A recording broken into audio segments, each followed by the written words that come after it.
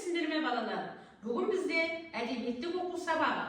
Сабағымызды бастамас үшін біз сәлемдесіп алайық.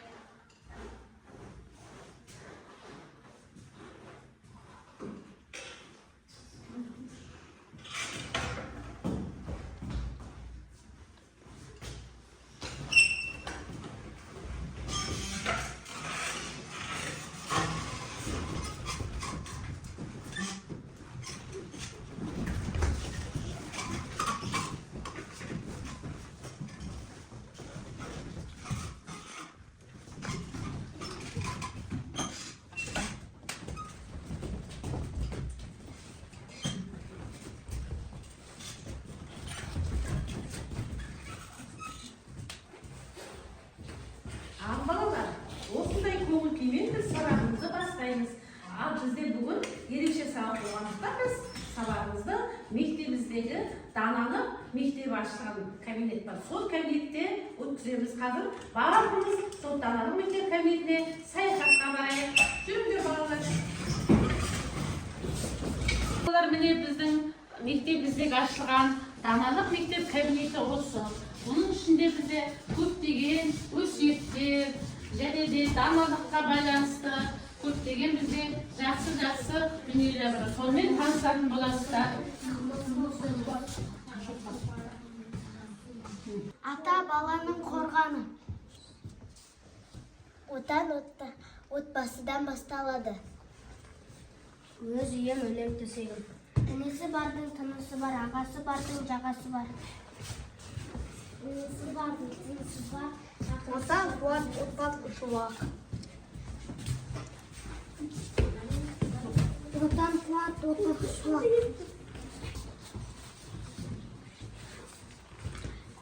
Бала ананың бауыры етім. Балалар, біз міне даналар мектебі кабинетпен таныс болдық, балалар. Енді балалар, қазір мен сіздерге бір сұрақ қояйын. Қазір жылдың қай мезгілі? Күз мезгілі, күз мезгілінде ағаштың жапырақтары сарғайып, жерге түскен екен. Ендеше балалар, осы жапырақтарды жинайық. Кәне барлығымыз бір жапырақты алып шығайықшы.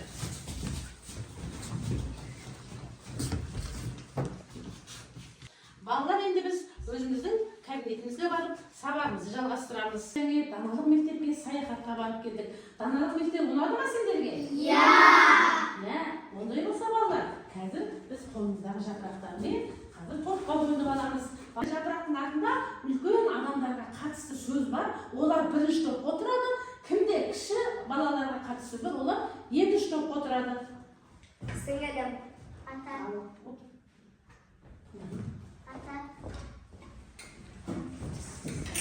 Әке. Ана. Үлкен аға. Аға. Әпке.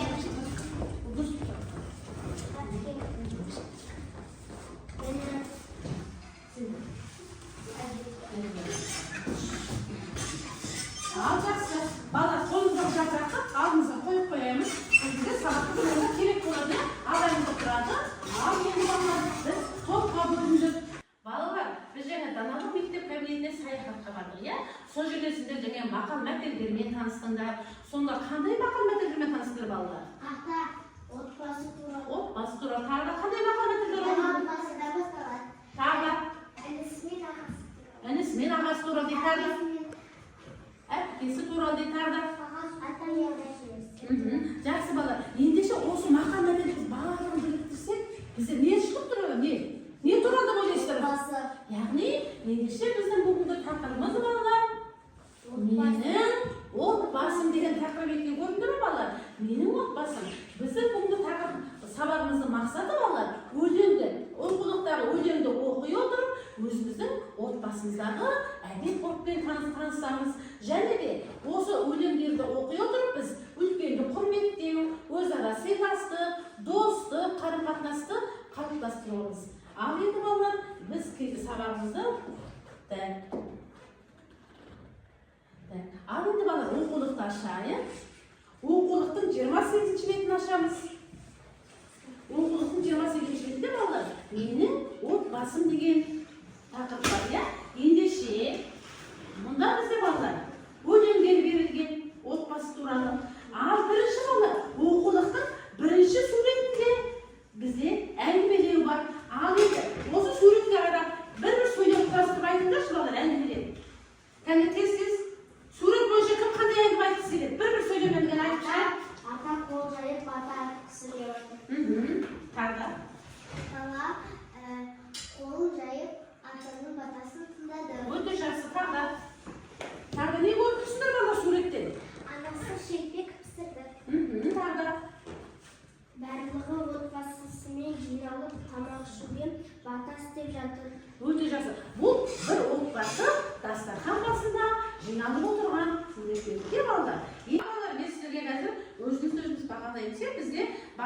несін біз білеміз. Яғни домбыра әдісі арқылы біз бағалаймыз.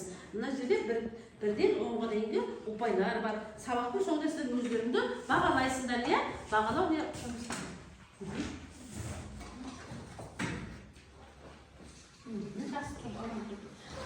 Ал балалар, оқулықта біздер бүгін өлеңдер берілген екен. Сол өлеңді қазір біз мәнерлеп оқып береміз. Бірінші Нұрерге бастап оқи ғой. Ана біздің күніміз, ананың біз гүліміз, ұлдарыңды қуантып, ұзақ өмір сүріңіз. Жақсы. Ары қарай Нұрсұлтан оқиды. Әке күн біліп ал, әкенің тілін ал, деді аға Мақұлбек, қуанды Мақұлбек. Жақсы. Ары қарай Гүлнұр оқиды. Ата біздің келініміз дайын, сізге төріміз бай, дастархан басында батамызды беріңіз. Жақсы. Ары қарай Рүстем оқи ғой. Әдем елді алақай, әдем екен балақай, қолтығынан демей көрпе төсеп берейік. Жақсы балалар. Рахмет. Балалар, енді осы өлеңдердің ішінде не түсіндіңдер? Өлеңді оқу барысында кім не түсінді? Айтып бере қойыңдаршы. Осы ана деген өлеңде ана біздің гүліміз, ана біздің шырағымыз деп ана біздің Ана туралы жырлаған екен, не? Келесі кім өлеңді кім қалай түсінді? Балым айтып қой. әке туралында әке туралы жазылған. Әкенің тілін Біліп алдым. жақсы. Келесі өлеңде ата туралы өлеңде не туралы айтқан екен кәне? Ата туралы Басқалар кел ойланыңдар, тез. ата балалары атасына айтыпты. Ата бізге келіңіз, дайын сізге төріміз депті. Жақсы, өздерің сен айтып қой. Келесі балалар әже туралы өлеңде не айтқан? Әжібек келді, ала қайт депті. Жақсы балалар. Ендеше балалар, бәріміздің үйімізде ата әжелеріміз бар ғой. Біз ата әжелеріміз бізге көп ақыл, өсиеттерін қалдырады екен. Және де әрқайсымыздың ата-анамыз бізге не істейді балалар? Ата-анамыз балаларына не істейді? Асырайды, жақсылық жасайды, қамқорлық болады, жақсы. Біз сондықтан біз үйіміздегі отбасымыздағы ата-анамызды және әже, аталарымызды қайтуымыз керек? Сыйлауымыз керек, құрметтеуіміз керек. Ол кісілердің ақылын тыңдауымыз керек екен, иә балалар? Өте жақсы. Ал балалар, енді қазір дәптерімізді ашып, бүгінгі ай күнді жазамыз. Бүгін айдың нешесі еді? Қазанның бірі. Иә балалар, қазанның бірі. Яғни күздің екінші айы басталды бізде. Ал қазанның бірі бізде қандай күнде ойлаймыз? Қарттар күнінде белгіленеміз, иә? Ал дәптерді ашып, қазанның бірі сынып жұмысы деп жазып қойыңыздар. Ана тақтада тұр, қазанның бірі сынып жұмысы. Менің отбасым. Тақырыпты қоямыз балалар. Не кітапта тұр, иә тақырып? Менің отбасым деп тақырыпты қоямыз міне. Менің отбасым кітапта тұр.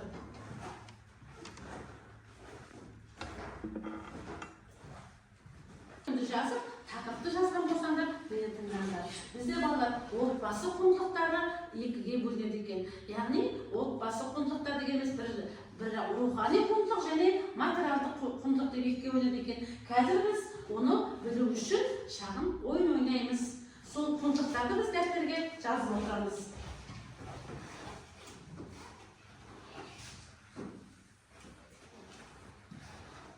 Ал балалар, жаңа мен айтып өттім, отбасы құндылық екіге бөлінеді деген материалдық және рухани құндылық.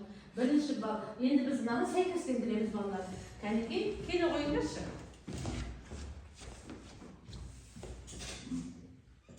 Сіздер дәптерге жазып отырсыздар. Ойын сауық.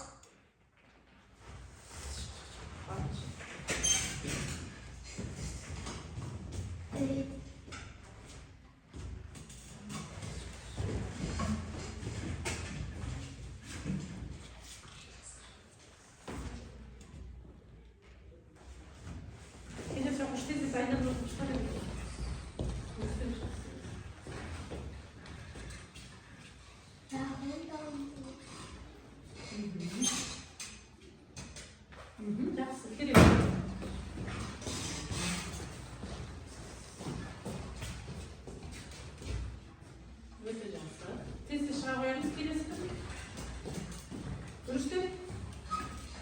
Gözüm bizi kovalım da biz yanındayız. Oynuyor o hak sesler olanlar. Kaysana. Bir ışık var mı? Biraz birisi. Ahmet.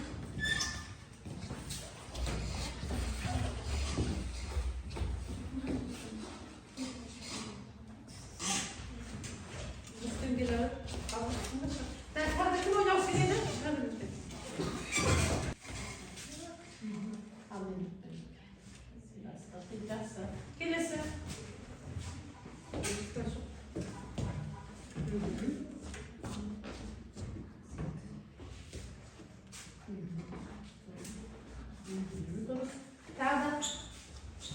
Cada como yo.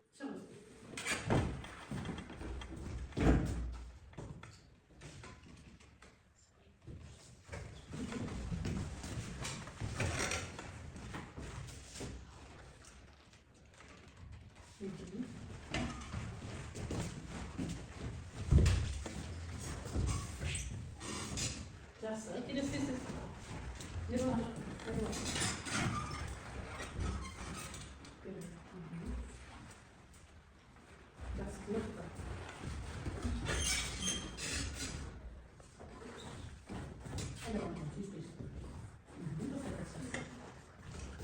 Албалар, барлығын сақтарға қарайшы балалар.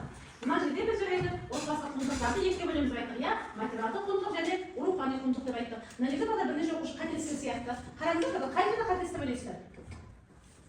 Міне, рухани құндылықтар оқып шығайық, тез дауыстаймыз. Рухани даму, жауапкершілік, мейірімділік, сыйластық, құрмет, сүйіспеншілік, мәдениеттілік, техникалық құралдар. Қайсысы бізде қате болып тұрды білесіз? Техникалық құралдар. Техникалық құралдар бізде рухани демектерге жатпайды. Ал енді материалдық құндылықтарға Ойын-сауық, үй, ойыншықтар, ақша, көлік, жиһаздар, ас-көлік, адалдық. қайсысы қате деп ойлайсыздар?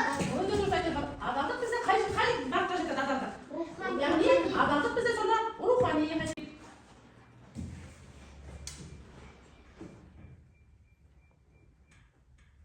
Бұл ойынды барлығымыз жақсы көреміз деп ойлаймын. Балалар, сәл демалып алайық, иә?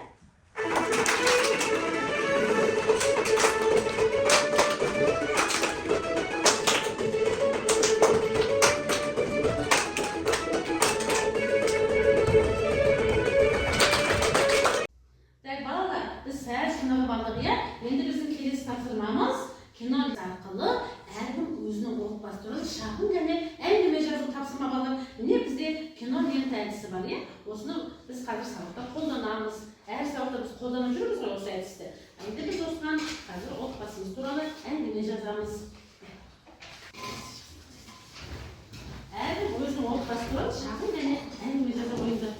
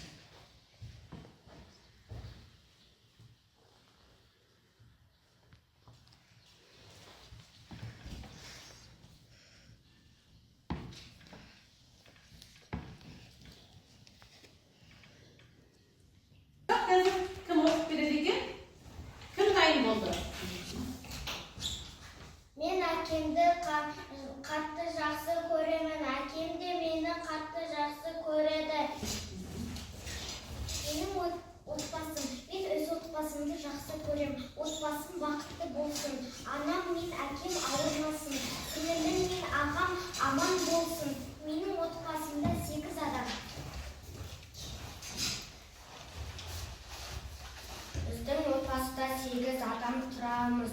Біз өте бақытты отбасымыз. Ата, әже, ауырмаңыздар. Мен сіздерді қатты жақсы көремін.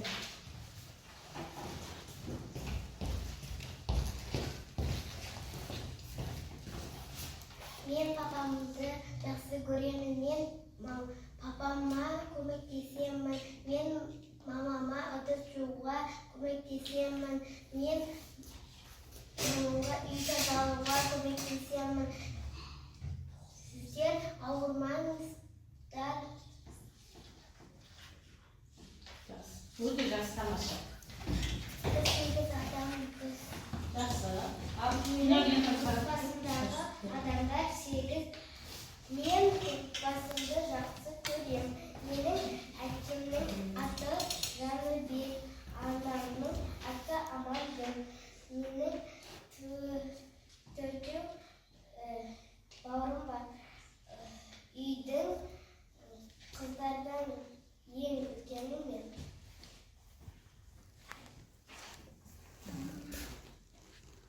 Ал балалар, келесі кім шығады гәне?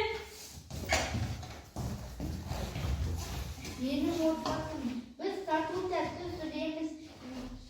Мен отбасымды жақсы көремін. Менің отбасыларымды асыраймын. Менің үйімде 4 адам бар. Әже, атам отбасыларын аламыз. Жақсы, өте тамаша. Келесі оқушыға ғой. Менің үйімде 7 отбасым бар. Олар әке, папам, атам, әжем және мамам. 2 бауырым бар. Үйдің ең үлкені қорғаушы мен. Өте жақсы, керемет. Жақсы. Ахмет келе ғой, Ахмет келе ғой. Келесі Ахмет. Қанжық бандай отырып кейін не болды? Барлығын өте керемет жазып тыңдаймыз. Мен отбасымды жақсы көремін. Біздің отбасымызда 7 адам тұрамыз. Жақсы, өте тамаша. Келесі. Қанжық.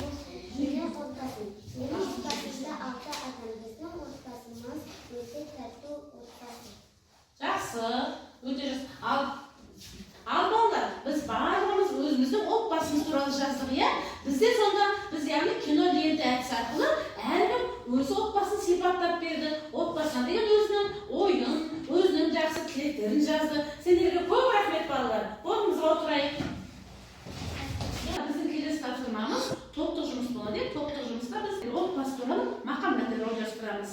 Балалар, қолымыздағы жапырақта ортаға бір жақсы бір бейне жасап көрейікші кәне. Ал сіздерге де жасадыңыздар ма? Жапырақтағы жақсы бейне құрастырамыз. Ал балалар, отбасы туралы мақалды еске түсіріп, барлығымыз ақылдасайықшы. Қандай мақал береді екен? Кәне балалар, ортаға отбасы туралы мақал мәтел ойластырамыз. Ақылдасайық кәне. Қандай мақал бересіздер өздеріңіз ортаға? Жақсы балалар, қай топтайын? Кәне ал, екінші топтайын бізге тыңдаймыз. Отбасынан басталады. Ой, керемет, тамаша. Ал екінші топта қандай мақал мәтел дайындады екен? Інісі бардың тынысы бар, ағасы бардың жағасы бар. Өте тамаша балалар. Балалар, бізде жаңағы қазақ халқында үлкеннен бата алу деген бар, балалар. Бізге көбінде батаны кімдер беруші еді? Ақсақалдар, қариялардан біз бата аламыз, иә? Ендеше отбасымыздың ең үлкен мүшесі атамыздан бата алайық. Уа жаратқан құдірет, мал жандардың аманет, басына бер зор бақыт, асына бер берекет, ғұмыр жасын ұзақ ет, ұрпақтарын асыл ет, кәсібін адал кәсіп ет, бәле жаладан аулақ қыл, таптырмай еш қасірет, дүниенің бар жақсылығы дәл осы отауға нәсіп ет. Ал балалар, енді біз сабағымызды қорытпай келе, бүгінгі отбасы ағашына әркім өзінің отбасы мүшесі деп жақсы тілек айтатын болады. Ал тыңдайын екен. Інім сүйкімді, інім аман болсын. Өте тамаша. Адам ақ көңіл. керемет.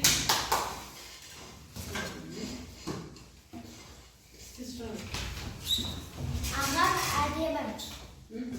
Тамаша. Әкем бақытты болсын. Әкем бақытты болсын дейді, жақсы, керемет. Әкем әдемі. Апам бақытты болсын. Жақсы. Ағам ауырмасын. Ағам ауырмасын дейді, жақсы. Жақсы, кейін ахмет айтып қайдалады. Сіңілім? Сіңілім көрікті. Өте жақсы. Сіңілім жақсы ғой? Сіңілім көрікті дейді, жақсы. Келесі Ахметке ағам? Қазір бақайда отыра ғой. Қарындасым әдемі. Қарындасым әдемі дейді Ахмет, өте жақсы, керемет. Қарындасым әдемі сөздер айтты, иә?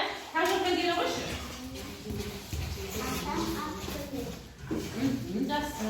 Ал балалар, өзіміздің әркім отбасымыз туралы жақсы тілектер, балалар тыңдаймыз. Айттық, иә? Енді бізде балалар қараңдаршы, біздің отбасы ағашы қандай екен? Қараңдаршы ағашты, үлкен екен, ол отбасында кімдер өмір сүреді екен?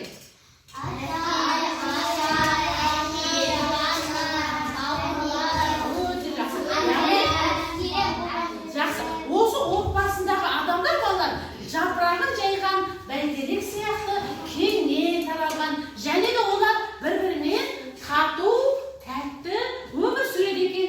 Әрқайсымыздың отбасымыз бақытты өмір сүруге лайықты екен балалар.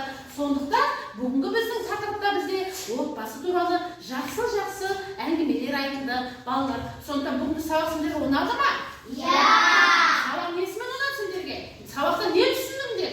Отбасы туралы. Және үлкендерді дұрыс, отбасы құндылықтары туралы, және де отбасының мүшелері туралы біз білдік, иә балалар? Сабақ ұнады ма сендерге? Иә! Өте жақсы. Ал енді балалар, алдарындағы бағалауды кәне көрсетеміз. Бүгінгі сабақта кім өзін қалай бағалады екен? Кәне бағалықтан көтеріңдер, кәне мен қарап шығайын. Кім қандай баға қойғысы келеді екен өзіне? Көтеріп ұстап отырыңдар, кәне бағалауды көрсетіңдер. Кім өзін көрсетті? Кәнекей, кәне маған қарасыңдар, мен көрмей тұрмын саңда. Нұрсұлтан өзіне 9 балл қойыпты.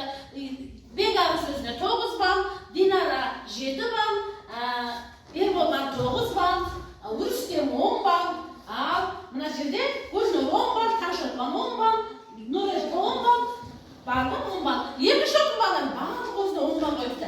Бірінші топтың балалары 8, 9 және 7. Ал ондай болса балалар, мен сендерді бағалап өтемін қазір, иә? Бүгінгі сабақта балалар барлықтар өте жақсы қатыстыңдар. Мен сендерге бүгін көңілім толды. Барлық оқушы ойдағыдай жауап бердіңдер. Бұл келесі сабақта одан да жақсы қатысуға тырысасыңдар балалар, жақсы ма? Мен бүгін барлықтарына жақсы деген баға қойдым.